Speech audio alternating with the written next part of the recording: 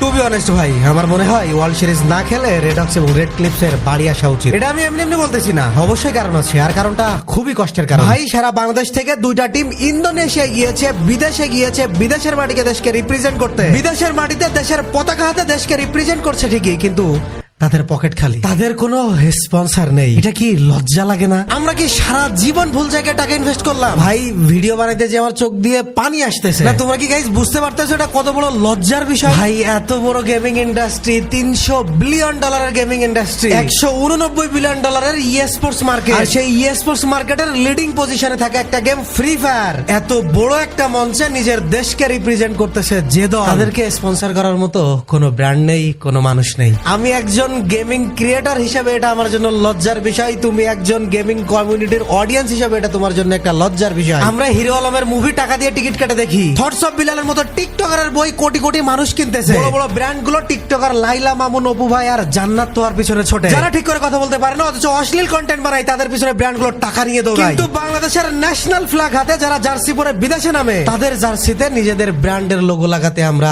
লাজুক। কাব্য ভাই কিছুক্ষণ আগে একটা পোস্ট দিয়েছে রেড ক্লিপস কে নিয়ে, সেখানে তিনিও দুঃখ ভারাক্রান্ত মনে এই পোস্টটা করেছেন। এক প্রকার কাব্য ভাই এই পোস্টের মাধ্যমে স্পন্সর ভিক্ষা চাচ্ছেন। না না, আমি কিন্তু তোমাদেরকে রেড ক্লিপস কে সহানুভূতি দেখাইতে বলছি না। ওরা যে কোন পর্যায়ে গেছে তা বাংলাদেশ না বুঝলেও অন্য দেশ ঠিকই বুঝবে, এজন্য ওদেরকে সহানুভূতি দেখানোর জন্য ভিডিও বানাইতেছি না। আমার ভিডিও বানানোর রিজন হলো বাঙালির লজ্জা। এই তরুণ বয়সী ছেলেরা রাস্তায় দাঁড়িয়ে নিজের জীবন দিয়েছে কি জন্য? নিজের দেশকে ভালো জায়গায় দেখতে চায় এজন্য, নিজের দেশের একজন গর্বিত নাগরিক হিসেবে নিজেকে প্রতিষ্ঠিত করতে চায় এই জন্য। কিন্তু আমাদের দেশ কি কখনোই ভালো হবে? এ দেশ জানেই না কোথায় টাকা ঢালতে হবে আর কোথায় টাকা ঢালতে হবে না। তুমি জানো এই গেমিং মার্কেট 2025 সালে $189 বিলিয়ন, যেখানে 3.6 বিলিয়ন শুধু ই স্পোর্টস প্লেয়ার, মানে পৃথিবীর প্রায় অর্ধেক ইন্টারনেট ব্যবহারকারী জনগণ কোনো না কোনো ভাবে গেমের সাথে জড়িত আছে। ই স্পোর্টস এর global viewership 640 million. Already world wide ভাবে ই স্পোর্টস প্লেয়ারদেরকে স্পন্সর করতেছে মাস্টার কার্ড, নাইকি, বিএমডব্লিউর মতো কোম্পানি। সেখানে বাংলাদেশের ব্র্যান্ড গুলো লাইলা মামুনার কন্টেন্টে স্পন্সরশিপ দিতে পারতেছে, অথচ রেড ক্লিপস কে নয়। অথচ আমাদের দেশের সোনা ছেলেরা যে বিদেশের মাটিতে গেছে দেশকে রিপ্রেজেন্ট করতে, এটা নিয়ে সরকারি কোনো পর্যায় থেকে আমরা একটা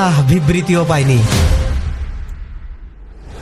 আরে আমাদের অ্যাটেনশন যে সব রিপন ভিডিও নিয়ে চলে যাচ্ছে, রাস্তায় দাঁড়িয়ে বড় বড় আপারা কেক বিক্রি করতেছে, আমাদের অ্যাটেনশন সব ওইখানে চলে যাচ্ছে। দেশের একটা টপ ট্যালেন্ট বিশ্ব মঞ্চে যারা দেশকে রিপ্রেজেন্ট করতেছে, তবু কোনো বিগ ব্র্যান্ড তাদের পাশে নেই। বললাম না, গ্লোবাল র্যাঙ্কিং এ Mastercard, BMW, Mercedes, Nike, Puma, Red Bull, Monster মতো বড় বড় ব্র্যান্ডরা ই স্পোর্টস এ তাদের পোর্টফোলিও বানাচ্ছে। ই স্পোর্টস এর বড় বড় প্লেয়ারদের তারা স্পন্সরশিপ দিচ্ছে। বাইরের দেশের একজন ই স্পোর্টস প্লেয়ার মান্থলি $10,000 থেকে $1,00,000 পর্যন্ত বেতন পাচ্ছে। আর এটা কিন্তু গাইস ওই ব্র্যান্ডটা যে ফাফাও টাকা দিচ্ছে বিষয়টা এমন না। কোটি কোটি মানুষ এই স্পোর্টস দেখছে। লিগ অফ লেজেন্ডস ওয়ার্ল্ড 2023 একটা ইভেন্টে 20,000 মানুষ জায়গায় বসে ইভেন্টটা দেখেছে এবং অনলাইনে 6.4 মিলিয়ন মানুষ একসাথে ওই গেমটা উপভোগ করেছে। এজন্য ব্র্যান্ডের রিটার্ন এখানেও আছে। কিন্তু দুর্ভাগ্য ওই যে কৃষকের দেশে আবার কিসের স্পোর্টস? এই যে রিটার্ন আছে, এই যে অডিয়েন্স আছে, এটা আমাদের দেশের ব্র্যান্ডরা বোঝে না। আমাদের চোখে গেমিং মানে টাইম ওয়েস্ট, এই পুরনো মিথ এখনো আমাদের বেডরুমে রয়েছে। কিন্তু গ্লোবালি বড় বড় ব্র্যান্ডরা এই স্পোর্টস কে, এই গেমিং কে প্রিমিয়াম ইউথ অ্যাটেনশন হিসেবে দেখে।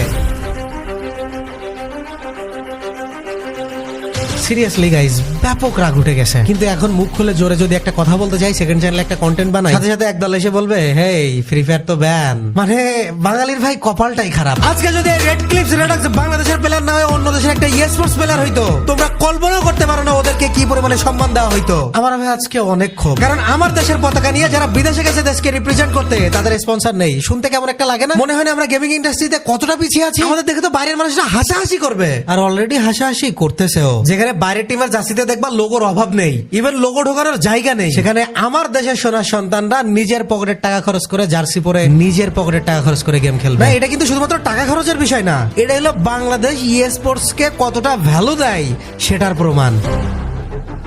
রাশিয়া থেকে মেয়েরা এসে লালনের মেলায় যাচ্ছে, সেখানে বাংলাদেশের মেন স্ট্রিমের সমস্ত মিডিয়া ওইখানে পড়ে আছে। স্পোর্টস দেশকে রিপ্রেজেন্ট, হিসাব দেখার সময় তো কারণ নেই। এখন সবই বুঝলাম, কিন্তু জন্মে যখন ফেলেছে এই দেশে, এখন সমাধান কি?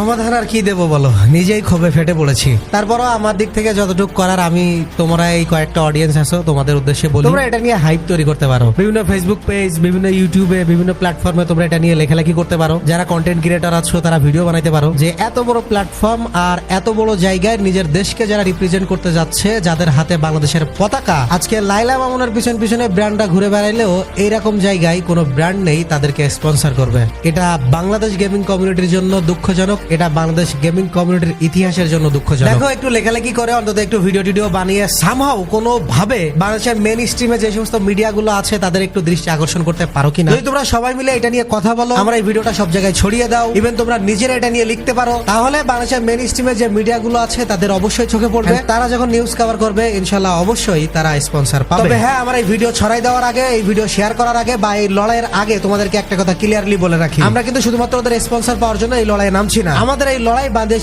স্পোর্টস এর ভবিষ্যতের জন্য, আমাদের এই লড়াই বাংলাদেশ গেমিং কমিউনিটির সম্মানের জন্য। সাকিবুল হাসান বড় ক্রিকেটার হয়ে আপনাদের টাকায় স্যালারি পেয়ে বিদেশে গিয়ে এখন জুয়ার প্রমোশন করবে,